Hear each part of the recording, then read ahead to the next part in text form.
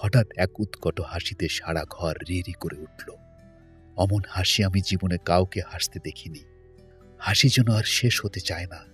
সে কি বিকট শব্দ!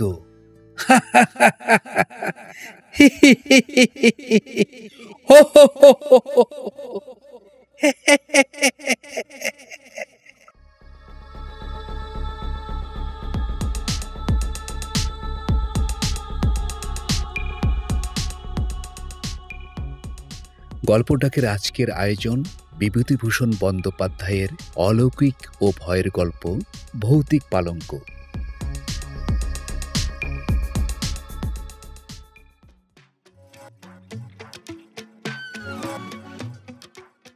অনেকদিন পর সতীশের সঙ্গে দেখা।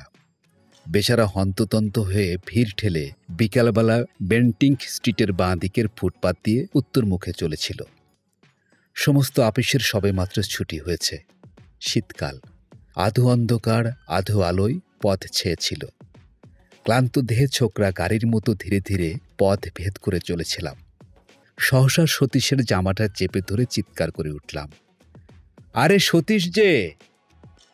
সতীশ সবিস্ময়ে আমার পানে চেয়ে বলে উঠল, খগেন, বাই গড, আমি তোমাকেই খুঁজছিলাম। বললাম, তার প্রমাণ আমাকে ধাক্কা দিয়ে তুমি চলে গেছিলে, আর একটু হলে ভাগ্যিস ডাকলাম। সরি, আমি একটু বিশেষ ব্যস্ত। সে তো বুঝতেই পারছি। তা কোথায় চলেছ শুনি? তোমাকেও আমার সঙ্গে যেতে হবে।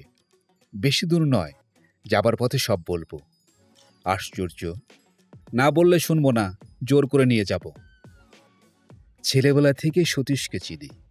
কথা অনুযায়ী সে কাজ করে, আর শরীরে কিছু বল থাকায় প্রায় ক্ষেত্রে সে বল প্রয়োগ করে স্বার্থ সিদ্ধি করতে ভোলে না। অগত্যা তার সঙ্গে যেতে হলো। তার গন্তব্যস্থান খুব নিকটেই ছিল এবং সে তার উদ্দেশ্য খুব সংক্ষেপে ব্যক্ত করল। সেদিন সকালে খবরের কাগজে বেচাকেনার কলামে একটি বিজ্ঞাপন ছিল। একটি অতি আধুনিক এবং রহস্যজনক চীন দেশীয় খাট অধিক মূল্যদাতাকে বিক্রয় করা হইবে। জগতে ইহা অদ্বিতীয়, সুযোগ হারাইলে অনুশোচনা করিতে হইবে। সতীশ তার পকেট থেকে বিজ্ঞাপনটি বার করে বলল, পড়ো। বুঝলাম। তার রহস্যজনক শব্দটার মানে কি? ওইটাই তো আমায় ভাবিয়ে তুলেছে। কোনো হদিশ করে উঠতে পারছি না। সতীশ চলছিল রাস্তার নাম দেখতে দেখতে। হঠাৎ সে লাফিয়ে উঠল, পেয়েছি, এই গলি।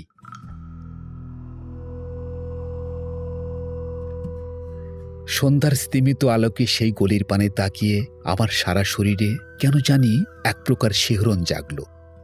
চীনাপল্লীর চীনা আবহাওয়ায় রহস্যজনক খাট। সতীশের হাতটা ধরে বললাম, খাটে কাজ নেই সতীশ, চলো ফিরে যায়। আমার বাঙালি খাট বেঁচে থাকুক। সতীশ প্রবাল বেগে এক ঝাঁকুনি দিয়ে উঠল, ভীতু কোথাকার, এতটা এগিয়ে এসে কখনো ফেরা যাবে না। গলির মোড়ের ডান পাশে একটা নিম গাছ ভূতের মতো মাথা উঁচু করে দাঁড়িয়েছিল।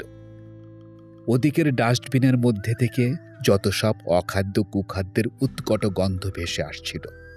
অন্নপ্রাশনের ভাত যেন ঠিকরে বার হয়ে আসতে চাইল অসহ্য যন্ত্রণায়। নাকের রুমাল চাপা দিয়ে কোনো গতিকে পথ চলতে লাগলাম। একটা দমকা বাতাস বিভ্রান্ত হয়ে আচমকা দক্ষিণ দিক থেকে ভেসে এসে আমাদের শরীরে যেন আছাড় খেয়ে পড়ল। মাথার উপর দিকে কয়েকটা বাদুর ডানার শব্দ করতে করতে উড়ে গেল। দুটো অভিভাবকহীন কুকুর এই অনধিকার প্রবেশকারীদের পানে চেয়ে বিশ্রী সুরে অভিযোগ করতে লাগল। পথে আর জনমানবের চিহ্ন পর্যন্ত রইল না। পাশে একটি চীনা ডাক্তারের বহু পুরাতন সাইনবোর্ড। তার উপরকার নরকঙ্কালের ছবিটি জীর্ণ প্রায়। কোথা থেকে একটি পিয়ানোর অস্পষ্ট সুর ভেসে আসছিল। শীঘ্রই আমরা আমাদের নির্দিষ্ট গৃহে এসে পৌঁছলাম। অমন বাড়ি আমি আর জীবনে দেখিনি। ইট বার করা, পঙ্গু প্রায়। বহু প্রাচীনকালের সাক্ষ্য নিয়ে দাঁত বার করে দাঁড়িয়েছিল। হয়তো নবাব আলীবর্দী খাঁর আমলে এই বাড়িরই ভিত্তি স্থাপন হয়েছিল। ভাঙ্গা ফটক দিয়ে অতি সন্তর্পণে ভেতরে প্রবেশ করলাম। বাড়ির ভেতরে গিয়ে আমি অবাক হয়ে গেলাম। এত লোক এখানে কোথা থেকে এলো? যে নির্জন নিস্তব্ধ গলি আমরা পিছনে ফেলে আসলাম, সেখানে তো কারোর ছায়া পর্যন্ত খুঁজে পাইনি। ভৌতিক কাণ্ড নাকি? সকলের মুখে কৌতূহলের ছাপ বর্তমান ছিল। নানা জাতীয় লোক সেখানে সমবেত হয়েছিল। এতগুলো লোক, কিন্তু কারোর মুখে একটি কথা নেই। সূচ পড়লে পর্যন্ত তার শব্দ শোনা যায়। ঘণ্টাখানেক পর একটি বৃদ্ধ মোটা চীনা আমাদের পথ প্রদর্শন করে নিয়ে গেল। তার মাথার একটি চুলও কাঁচা ছিল না। তার সামনে ওপরের দুটি দাঁত সোনা দিয়ে বাঁধানো, আর বাঁ হাতের উল্কিতে একটি ভোজালির ছবি। সে আমাদের ইশারা করে অনেকগুলি ঘর পার করে সেই খাটের ঘরে নিয়ে গেল। বাড়িটি ছিল একটি দুর্ভেদ্য দুর্গের মতো, চারিদিকে গোলক ধাঁধা। হ্যাঁ, খাট বটে। অমন খাট আমি জীবনে আর দ্বিতীয়টি দেখিনি। খাট আমি অনেক দেখেছি, কিন্তু ঠিক ওই রকম আশ্চর্য চীনা খাট সেই প্রথম এবং শেষ দেখলাম। তার অপূর্ব ভাস্কর্য, অপূর্ব কারুকার্য। একপাশে ভগবান বুদ্ধের ধ্যান গম্ভীর প্রশান্ত মূর্তি। আয়তনে খাটটি বিশেষ বড় নয়, দুটি মানুষ বেশ আরামে শুতে পারে। আবার আশ্চর্য, সেই খাট বাড়িয়ে 10 জনের জায়গা করা যায়। দেখে চমকে গেলাম। সকলের সঙ্গে দর কষাকষি হতে লাগল। ওই সামান্য এক কাঠের খাটের প্রতি সকলের মন আকৃষ্ট হয়েছিল। কেনবার জন্য সকলের কি যে ব্যাকুলতা! দাম হু হু করে বাড়তে লাগল। শেষে সতীশের ভাগ্যেই ওই খাটটি জুটল 1500 টাকায়। সেই খাট নিয়ে বাড়ি ফিরতে সতীশের প্রায় 10টা বাজল। যে দেখল সেই বলল, চমৎকার। সেখান থেকে খাওয়া দাওয়া করে আমি বাড়ি গেলাম। সতীশ বলল, আবার এসো, নেমন্ত্রণ রইল। তথাস্তু বলে চলে এলাম। আমি যাবার আগে পরের দিন সকালে সতীশ এসে হাজির। উস্কো খুস্কো চুল, মুখ শুকনো, চোখ দুটো জবা ফুলের মতো লাল। দুর্ভাবনায় ও দুশ্চিন্তায় হয়তো সারা রাত্রি ঘুম হয়নি। আমি সবিস্ময়ে প্রশ্ন করলাম, আরে ব্যাপার কি? বিপদ, ভীষণ বিপদ। সতীশের গলা দিয়ে স্বর বার হচ্ছিল না। কিসের বিপদ? সেই খাট। একটা যে কিছু হবে তা আমি আগে থেকে বুঝতে পেরেছিলাম। কেউ কখনো খাল কেটে কুমির নিয়ে আসে? হাজার হোক, এটা একটা রহস্যজনক খাট। পূর্ব রাত্রের ঘটনা সে সবিস্তারে বর্ণনা করে গেল। সারা রাত্রি সে ঘুমোতে পারেনি। ওই খাটের উপর সে শুয়েছিল। হঠাৎ মধ্যরাত্রে তার মনে হলো কে যেন খাটটা নাড়াচ্ছে। উঠে সুইচ টিপে আলো জ্বেলে দেখল, না, খাট ঠিকই আছে। আবার শুয়ে পড়ল, আর খানিক পরে ঘুম ভেঙে গেল। কিসের ভীষণ শব্দে সারা ঘরখানা যেন থমথম করছে। দেয়ালের সঙ্গে যেন খাটখানার ভীষণ ঠোকাটুকি হচ্ছে। ধর্মর করে উঠে সে আলো জ্বালালো। না, সবকিছুটি শব্দ নিথর, কোথাও এতটুকু শব্দ নাই। সে আবার শুয়ে পড়ল। এবার আলো আর সে নেবাল না। ভোর রাত্রে কার দুর্বোধ্য আর্ত কণ্ঠের বিলাপ ধ্বনিতে তার চেতনা ফিরে এলো। কে যেন খাটের পাশে বসে বিনিয়ে বিনিয়ে কেঁদে মরছিল। আপনাদের কাছে একটি সবিনয় নিবেদন, যদি আমাদের চ্যানেলটি আপনার ভালো লেগে থাকে তাহলে দয়া করে সাবস্ক্রাইব করুন এবং লাইক কমেন্টস করে আমাদের অনুপ্রাণিত করুন। আমি বলেছিলাম তো তোমায় প্রথমেই, ওই খাট কিনে কাজ নেই। যেমন তোমার রোগ, এইবার বোঝো। সতীশ বলল, দেখো খগেন, তোমায় হয়তো বুঝিয়ে বলতে পারবো না। ওই হতভাগা খাটখানার ওপর এমন মায়া লেগে গেছে যে কি বলবো। আমি ওকে ছাড়তে পারবো না কোনো মতেই। তবে মরো ওই খাট নিয়ে। আমি তোমার সাহায্য চাই। আমার সাহায্য? হ্যাঁ, আজ তুমি আমাদের ওখানে রাতে খাওয়া দাওয়া করবে। সারা রাত না ঘুমিয়ে ওই খাট পাহারা দেব, দেখি ওর গলত কোথায়। আর আমার আপিস? পাগল, কাল যে রবিবার। অগত্যা বন্ধুকে সাহায্য করবার জন্য সন্ধ্যাবেলা তাদের বাড়ি গিয়ে হাজির হলাম। সতীশ আমার অপেক্ষায় পথপানে চেয়েছিল। সে উল্লাসে চিৎকার করে উঠল, সুস্বাগতম, সুস্বাগতম। তারপর আর কোনো গণ্ডগোল হয়নি তো? না, দিনের বেলা গণ্ডগোল হবার তো কোনো কারণ নেই। সতীশের মা বললেন, দেখো দেখি বাবা খগেন, এত বলছি, যা, খাট বিক্রি করে দে। তা আমার কথা যদি ও শুনেছে। সতীশ বলল, বলছো কি মা? ভয় পেয়ে 1500 টাকার খাটটা বিক্রি করে দেব? খাওয়া দাওয়া সেরে রাত্রি জাগবার সাজ সরঞ্জাম নিয়ে আমরা দুটি বন্ধুতে খাটের ঘরে গিয়ে বসলাম। আমার হাতে দীনেন রায়ের ডিটেকটিভ উপন্যাস, আর সতীশের হাতে হেলথ অ্যান্ড হাইজিন। রাত্রি ক্রমে ক্রমে বাড়তে লাগল। ঠিক হলো, আগে সতীশ ঘুমাবে আর আমি জাগব, তারপর সতীশ জাগবে আর আমি ঘুমাবো। বইখানা খুলে আমি বসে রইলাম। পড়তে পারলাম না একটি অক্ষরও। এক দৃষ্টিতে তাকিয়ে রইলাম। চারদিকে কান খাড়া করে বসে রইলাম ভয়ে ভয়ে। এতটুকু শব্দ থেকে থেকে চমকে চমকে উঠছিলাম। ওই বুঝে সেই অপদেবতা আমার গলাটি দিলে টিপে।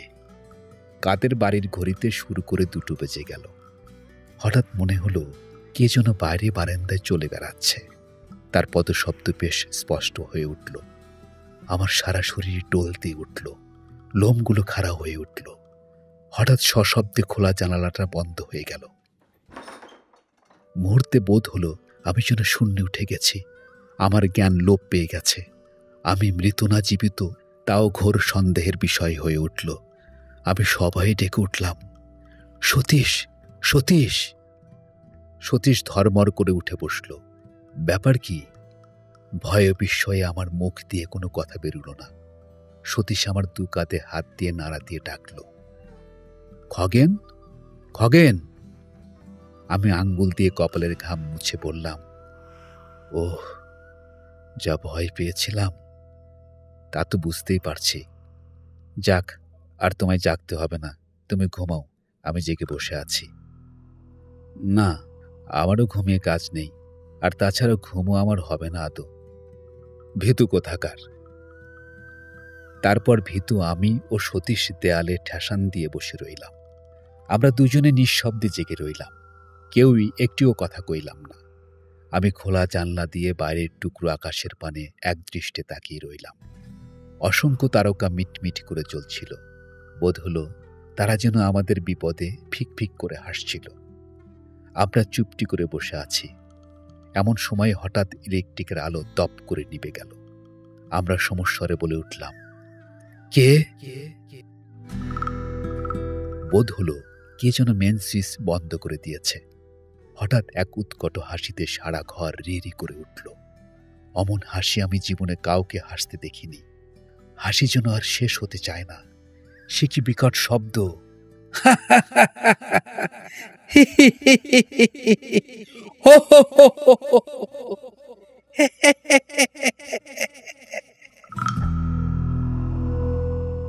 বোধ হলো কে যেন ঠিক দরজার কাছে হেসে খুন হচ্ছে। আমি শিউরে উঠলাম। সতীশ চট করে টর্চটা দরজার উপরে ফেলল। তাতে হিতে বিপরীত হলো। বোধ হলো কে যেন দরজার ঠিক বিপরীত দিকে জানলাটার ধারে বসে আর্ত কণ্ঠে বিনিয়ে বিনিয়ে কেঁদে মরছে। তার কান্নার কোনো ভাষা খুঁজে পেলাম না। কেবল একটা করুণ সুর সারা ঘরময় ঘুরে ঘুরে মরতে লাগল। তারপর সেই খাটের উপর দিয়ে সেই বিলাপ ধ্বনি আর নড়ল না। তার কান্নায় যেন খাটটা ভিজে গেল। সেই অবদ্ধ ভাষার সকরুণ বিলাপ ধ্বনি চিত্তে এমন এক অজ্ঞাত বেদনার সঞ্চার করল, যার ফলে আমাদের সমস্ত শক্তি যেন ক্রমে ক্রমে লোপ পেতে লাগল। মনে হলো কে যেন ক্লোরোফর্ম দিয়ে আমাদের অজ্ঞান করে দিচ্ছে। আমরা যেন ধীরে ধীরে অচেতন হয়ে পড়ছি। সতীশের সাহসটা ছিল কিছু বেশি। তাই সে খাটের উপর টর্চ ফেলে গর্জে উঠল, কে? কে ওখানে? কিছু দেখা গেল না। কেউ সাড়া দিল না। সহসা সেই খাটখানা ঘরময় দাপাদাপি শুরু করে দিল। মনে হলো অগণিত নরকঙ্কাল যেন তার চারদিকে নৃত্য করে মরছে। তাদের হাড়ের খটখট শব্দে যেন পর্দা ছিঁড়ে যাবার উপক্রম হলো। আমার বুকের ভেতরটা টনটন করতে লাগলো। কিসের যেন বেদনায়। বোধ হলো হয়তো বুকখানা ভেঙে চুরমার হয়ে যাবে। একটু একটু করে আমার জ্ঞান হারিয়ে গেল। তারপর কোথা দিয়ে যে কি হয়ে গেল তা ঠিক বুঝতে পারলাম না। বোধ হলো আমি যেন অনেক দূরে এক চীনা বাড়ি গিয়ে হাজির হয়েছি। একটি ছোট্ট ঘরে তখন সেই গভীর রাত্রে টিম টিম করে একটি দ্বীপ জ্বলছিল। ঘরের মেঝের উপরে একটি লোক মুমূর্ষু অবস্থায় পড়ে রয়েছে। একটা ছেঁড়া মাদুরের ওপর তার সেই রোগ পাণ্ডুর মুখখানা দেখে আমার বড় দয়া হলো। রোগে ভুগে ভুগে বেচারা কঙ্কালসার হয়ে গেছে। তার পাশে বসেছিল তার স্ত্রী হবে বলেই বোধ হলো। চেহারা কিন্তু তার স্বামীর 4 গুণ। একটা মস্ত টুলের উপর বসে সে ঢুলছিল। তার পাশেই আমাদের এই খাটটা দেখে আমি অবাক হয়ে গেলাম। 7 সমুদ্র 13 নদী পার করে এটাকে কে এখানে নিয়ে এলো? হঠাৎ স্ত্রী লোকটি বিকট করে করে হাই তুলল। তারপর দুটো সশব্দ তুড়ি দিয়ে একবার ঘরের চারদিকে চেয়ে দেখলাম তার স্বামী ইতিমধ্যে উঠে সেই খাটের দিকে এগিয়ে গেছে চুপি চুপি। চকিতে ক্রুদ্ধা বাঘিনীর মতো তার স্ত্রী তাকে জোর করে খাট থেকে নামিয়ে বিছানায় ফেলে দিলে। সে ভীষণভাবে গর্জন করতে লাগল, আর তার স্বামী ব্যাকুলভাবে অনুনয় করতে লাগল ওই খাটের পানে অঙ্গুলি সংকেত করে। বোধহয় সে চায় খাটে উঠতে, কিন্তু তার স্ত্রী তাকে কিছুতেই উঠতে দেবে না। উত্তেজনায় কাশতে কাশতে তার মুখ দিয়ে এক ঝলক রক্ত বেরিয়ে গেল। আমি শিউরে উঠলাম। তারপর লোকটার মাথাটা বিছানায় লুটিয়ে এলো, আর সে উঠল না। তার স্ত্রী তার পাশে বসে বিনিয়ে বিনিয়ে কাঁদতে লাগল। যখন জ্ঞান ফিরল, দেখলাম ভোরের আলো চারদিকে ভরে গেছে। দেখলাম সতীশের মা আমার চোখে মুখে জলের ছিটে দিচ্ছেন। তিনি আমার জ্ঞান ফিরে আসতে দেখে বললেন, খগেন, বাবা খগেন। আমি বললাম, আমি কোথায়? নিচের ঘরে। সতীশ কোথায়? সতীশের এখনো জ্ঞান হয়নি। তারপর শুনলাম রাত্রি 4টি নাগাদ আমরা নাকি দুজনে সদর দরজায় এসে মাটিতে পড়ে গোঁ গোঁ করতে থাকি। সতীশের মা বাইরে এসে এ অবস্থা দেখে চিৎকার করে কাঁদতে আরম্ভ করে দেন। পাকা 3 ঘন্টা তদারক করার পর আমাদের জ্ঞান হয়। ডাক্তার এসে বলে গিয়েছিল, ভয়ের কোনো কারণ নেই, একটা স্যাডেন শক আর কি। জ্ঞান হলে একটু ব্রোমাইড দিলেই সব ঠিক হয়ে যাবে। সতীশের জ্ঞান হতে সেও সেই আমারই মতো অবিকল উদ্ভট স্বরে কথা বলে গেল। আমি বিস্ময়ে সকলের পানে তাকিয়ে রইলাম। সতীশের মা বললেন, আগে ওই সর্বনেশে খাট বিদায় করো বাবা। খাট বিক্রির একটা বিজ্ঞাপন দেওয়া হলো। পরের দিন বিকালে অসংখ্য লোক বাড়ি ছেয়ে গেল। খাটটা বিক্রি হলো। শেষ পর্যন্ত 2000 টাকায়। এক ইহুদি সেটা কিনে নিয়ে গেল। যাক, মাছ থেকে কিছু লাভ হলো। বিক্রি না হলে শেষ পর্যন্ত হয়তো ওটা বিলিয়ে দিতে হতো। এখনো মাঝে মাঝে সেই রহস্যজনক খাটের কথা ভাবি। একবার মনে হয় সেটা এখন কার কাছে আছে, খোঁজ করি। এই অতৃপ্ত আত্মা, যাকে তার দুর্দান্ত স্ত্রী কোনো ক্রমেই ব্যাধির ভয়ে খাটের উপর জীবিত অবস্থায় শুতে দেয়নি, সে কি আজ তৃপ্ত হয়েছে, না এখনও সে ওই খাটের পেছনে প্রতি রাত্রে ঘুরে ঘুরে মরে, কাউকে ওর ওপর শুতে দেবে না বলে?